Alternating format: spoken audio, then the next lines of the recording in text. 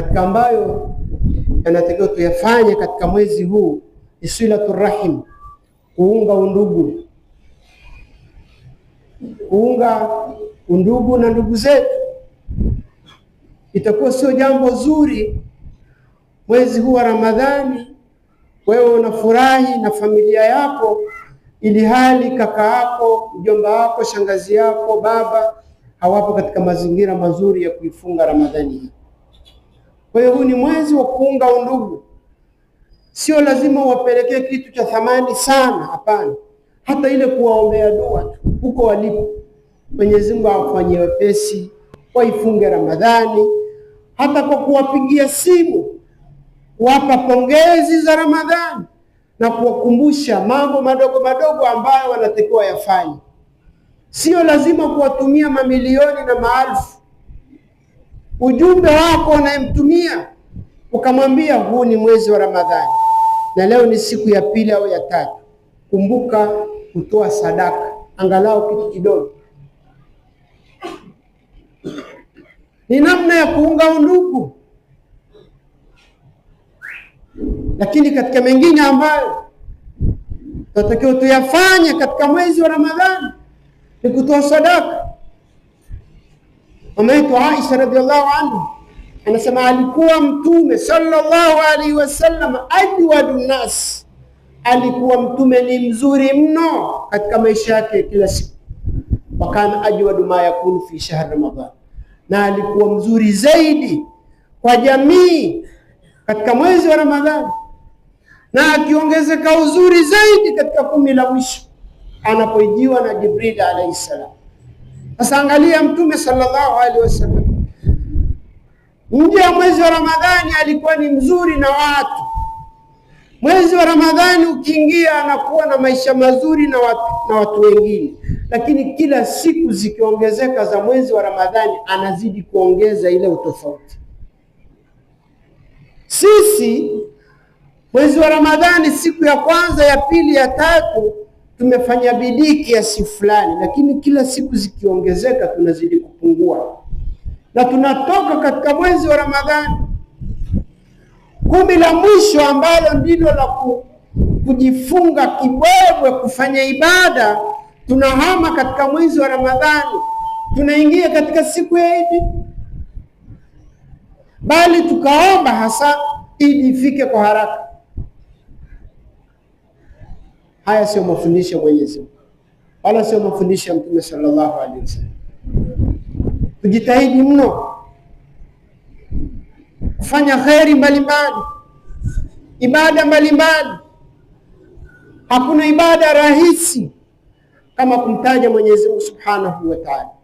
Mwenyezi Mungu alipowazungumza watu mbalimbali wa khairi akaanza innal muslimina wal muslimati wal mu'minina wal mu'minat, akawataja mpaka mwisho akasema wadhakirina Allah kathiran wadhakirat, wanaomtaja Mwenyezi Mungu kwa wingi katika wanaume na wanaomtaja Mwenyezi Mungu kwa wingi katika wanawake. Kumtaja Mwenyezi Mungu sikusudii kusema subhanallah peke yake, bali kila khairi inayofanyika ni dhikrullah, ni kumtaja Mwenyezi Mungu Subhanahu wa Ta'ala. Sasa kuna ibada ambazo zinahitaji na tahara, uelekea qibla. Zipo ibada hizo nyingi tu, lakini kuna ibada wala haihitaji na tahara, wala haihitaji uelekee qibla. Ukiwa katika shughuli zako unaifanya, unatembea kwenye pikipiki unaifanya, kwenye baiskeli unaifanya, sokoni, biashara yako unaifanya, kumtaja Mwenyezi Mungu subhanallah wa bihamdi mara 100. Mtume anasema sallallahu alaihi wasallam, atakayesema hivi mara 100 siku ya kiyama hakuna atakayemzidi kwa malipo isipokuwa aliyesema zaidi yake. Na tumeambiwa ndani ya Qur'an, ya ayyuhalladhina amanu idha nudiya lis-salati min yawmil jum'ah fas'au ila dhikrillah. Adhana ikiadhiniwa siku ya Ijumaa, kimbilieni kumtaja Mwenyezi Mungu. Lakini swala ikiisha, ingieni katika mihangaiko yenu na mtaje Mwenyezi Mungu huko kwenye shughuli zenu.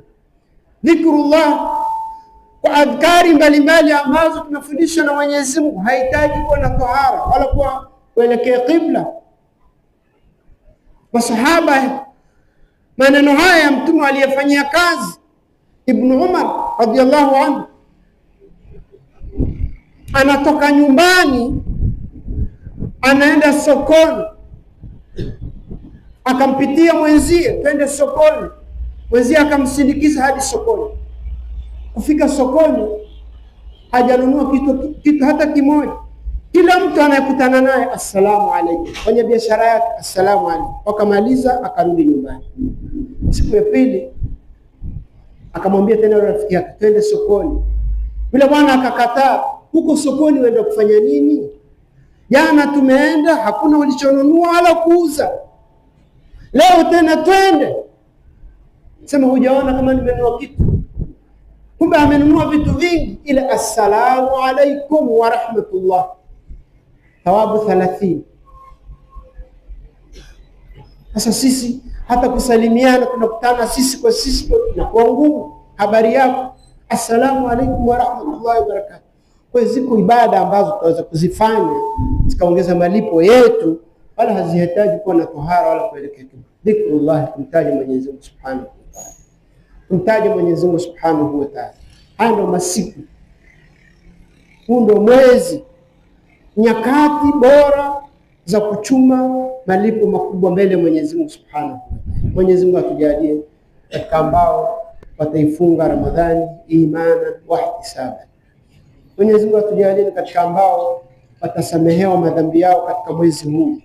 Tujalie katika ambao wataachwa huru na moto katika mwezi huu wa Ramadhani. Mwenyezi Mungu atutakabalie matendo yote tunayoyafanya, ya visimamo vya usiku, vya mchana, funga zetu na ibada na kheri mbalimbali ambazo tunazozifanya. Na kikubwa zaidi, tujitahidi kuwa na ikhlasi katika kila ambacho tunachokifanya, kiwe kidogo au kikubwa.